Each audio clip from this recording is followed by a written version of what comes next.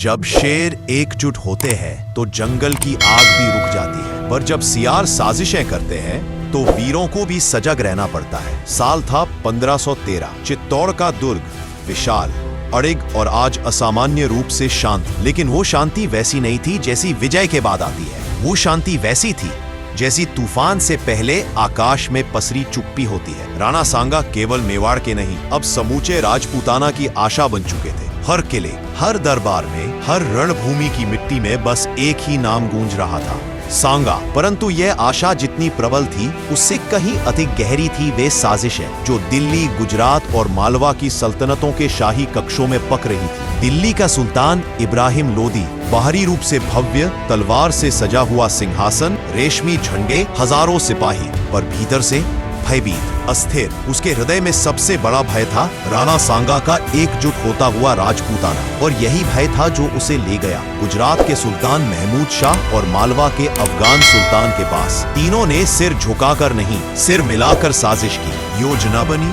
एक ही समय पर 3 दिशाओं से आक्रमण। मेवाड़ को तोड़ दो, राणा सांगा को समाप्त कर दो। लेकिन इस बार सांगा अकेला नहीं था। उनकी वीरता, उनकी दूरदृष्टि और उनकी दृढ़ता ने मारवाड़, आमेर, बूंदी, झालावाड़, डूंगरपुर, बांसवाड़ा और कोटा सबको एक झंडे के नीचे ला खड़ा किया था। इतिहास में पहली बार संपूर्ण राजपूताना एक ध्वज के नीचे संगठित हुआ था, और वह ध्वज राणा सांगा के हाथ में लहरा रहा था। आमेर के समीप एक गुप्त घाटी में जब राणा ने तलवार उठाकर कहा, आज यह तलवार केवल मेरी नहीं, संपूर्ण राजपूताना की है, तो पहाड़ों ने प्रतिध्वनि लौटाई और वीरों की आंखों में जोश उमड़ पड़ा। लेकिन जहां एकता होती है वहां ईर्ष्या भी पनपती है। कुछ छोटे रजवाड़े, कुछ घमंडी ठाकर जो सांगा की शक्ति से डरते थे, उन्होंने अपने किले तो नहीं खोले, पर अपने कान और दरवाजे शत्रु के लिए खोल दिए। मालवा और गुजरात को उन्होंने गुप्त सूचनाएं भेजी, वही दरारें जिनसे अक्सर इतिहास में विश्वासघात की हवाएं घुस आती। गुजरात ने सबसे पहले चाल चली, पश्चिमी सीमा पर हमला कर दिया गया।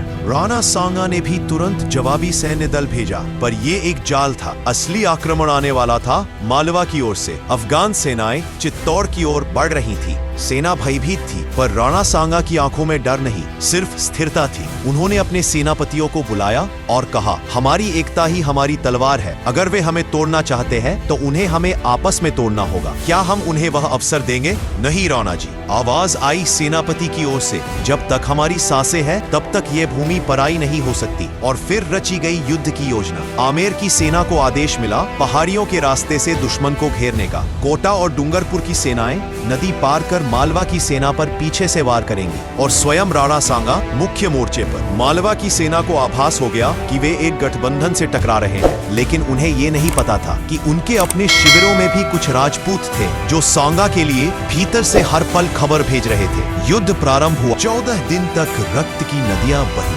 हर शाम सूर्य रक्तिम हो उठता था, मानो युद्ध का लहू स्वयं आकाश को रंग दे रहा। पर अंत में राणा सांगा की रणनीति, उनकी एकता और उनकी लोहित तलवार की धार के आगे मालवा की सेना ढेर हो गई। उनका सेनापति बंदी बना लिया गया। एक गूंज उठी विजय की, और जब यह खबर गुजरात पहुंची, उन्होंने बिना लड़े ही सेना पीछे बुला ली। इब्राहिम लोदी, जो दिल्ली से कूच करने ही वाला था, रुक गया। उसके सलाहकार बोले, जो राजपूताना को एक कर सकता है वह दिल्ली को भी झुका सकता है। लेकिन कहानी यही खत्म नहीं होती। जैसे ही शांति लौटी, चित्तौड़ के भीतर एक हत्या हुई। एक गुप्तचरी पकड़ी गई जिसके पास दिल्ली के सुल्तान की मुहर लगी थी। राणा सांगा चुपचाप अपनी तलवार के पास बैठे थे। सामने दीपक की लौ झूल रही थी, और उन्होंने बस इतना कहा, शत्रु अब हमारी सरहदों पर नहीं, हमारी दीवारों में छिपा है। असली युद्ध अब शुरू होगा। विश्वास के विरुद्ध विश्वासघात।